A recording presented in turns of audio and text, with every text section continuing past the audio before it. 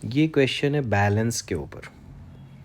तो फिजिक्स में बैलेंस का मतलब होता है net force zero and net torque zero. देखते हैं क्या क्या इसमें ज़ीरो है। तो पहले एक रॉड है, ठीक है, यूनिफॉर्म रॉड लिखा हुआ है ऐसे, और उसकी लेंथ जो है वो है 1 मीटर, और उसको किस पॉइंट पे बैलेंस किया गया है?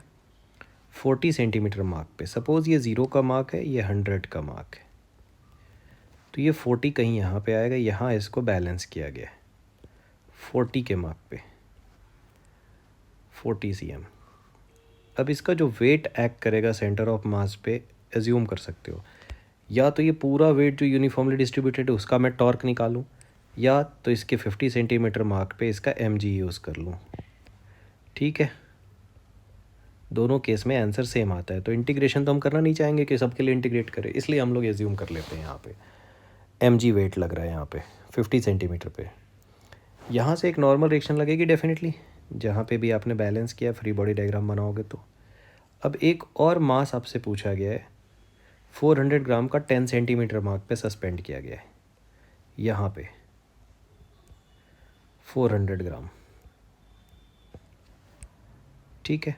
और आपसे पूछा गया 90 पे और कितना सस्पेंड करना चाहिए।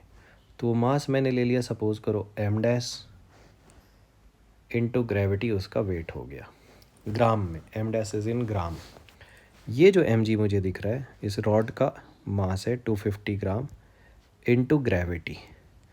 तो मैं पूरा कैलकुलेशन कर रहा हूँ ग्राम एंड सेंटीमीटर, मतलब CGS में कर रहा हूँ, ठीक है, क्योंकि डेटा ही वैसा गिवन है।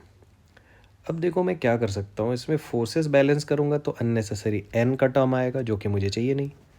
मुझे बस ये मास चाहिए, एक ही अननोन चाहिए m डैश, तो वो एक इक्वेशन से ही सॉल्व हो जाना चाहिए, ठीक है। तो वो कैसे सॉल्व होगा?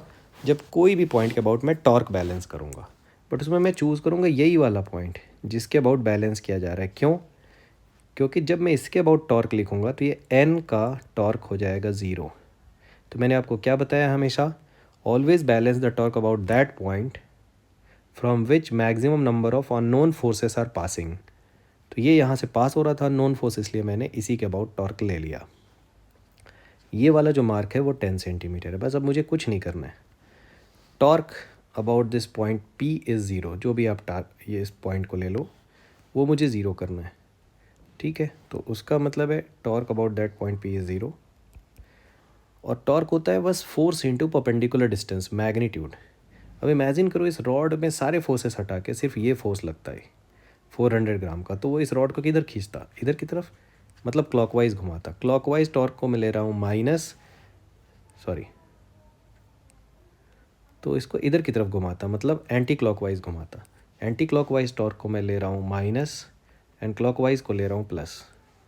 तो ये आया फोर्स, ये देखो ये 400 इंटू ग्रेविटी लिखा है ना, ये ग्राम नहीं है, इंटू परपेंडिकुलर डिस्टेंस। देखो ये 40 और ये 10 है, तो इनके बीच का जो डिस्टेंस है वो 30 होगा बच्चों। बस ऐसे ही आप करते जाओ। ये था एंटी क्लॉकवाइज टॉर्क, माइनस, ऐसे एरो से भी आप शो कर सकते हो, ये माइनस ले लिया। इधर वाले सब इसको प्लस में घुमाएंगे, ये क्लॉकवाइज घुमाएगा, ये क्लॉकवाइज घुमाएगा, तो इसका वेट कितने से घुमाएगा इसको? mg, परपेंडिकुलर डिस्टेंस 40 और 50 के बीच का परपेंडिकुलर डिस्टेंस 10 है, ये क्लॉकवाइज घुमाएगा इसलिए प्लस ले लिया। ये m डैश ग्रेविटी, ये भी इसको क्लॉकवाइज घुमाएगा, वेट इनटू ये परपेंडिकुलर डिस्टेंस, ये वाली। तो 90 पे आपने इसको क्या किया है, सस्पेंड, और ये 40 से डिस्टेंस इसकी हो जाएगी 50, इसका सम कर दो 0 and that is your answer.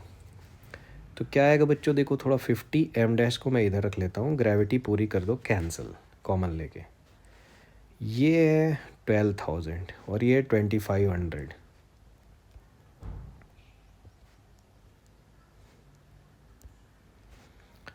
ठीक है, इसको मुझे 50 से डिवाइड करना है, तो यहीं पे आप डिवाइड कर दो ऐसा, this divided by 50 and this divided by 50।